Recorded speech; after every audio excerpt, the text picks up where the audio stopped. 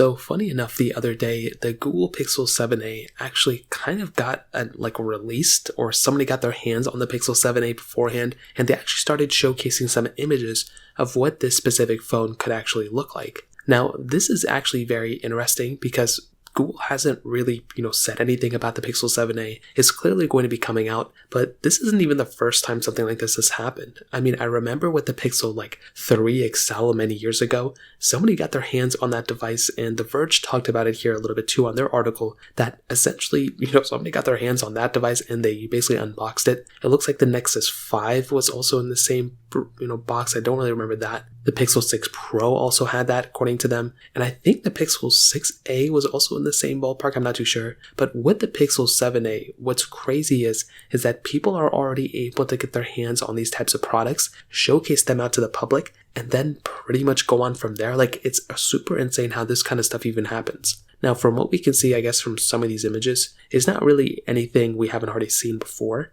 Basically, if you remember the Pixel 6a, this was a phone that was a cheaper model or cheaper variant of the Pixel 6, and that's pretty much what their A lineup is pretty much been. I mean, even from the Pixel 3a all the way many years ago, it was supposed to be a cheaper model of the Pixel 3, and I think it lasts as long in terms of software as that generation that it's kind of numerized from. So I think that's great. So with this iPhone, I don't think it's going to be bringing anything that the Pixel 7s already don't have. But what's really cool is that last year with the Pixel 6a, Google actually ended up giving us the same exact chipset inside of the Pixel 6a that was inside the Pixel 6. So I think that was a really cool thing that they ended up doing. And I think if you actually take a look at that device and you look at some other ones that they made, sometimes they give it a watered down chipset for their 3A chipsets, or 4A and 5A and so on and so forth. But in this case, they didn't do that. So that was a really cool thing, and we should expect to see that Google Tensor G2 chipset inside of the Pixel 7a. On top of that, we should probably also see maybe 6GB of RAM again on the Pixel 7a. I don't think they're going to drop 8 like they did before. Well, they've never done it before, but like they did on the Pixel 7.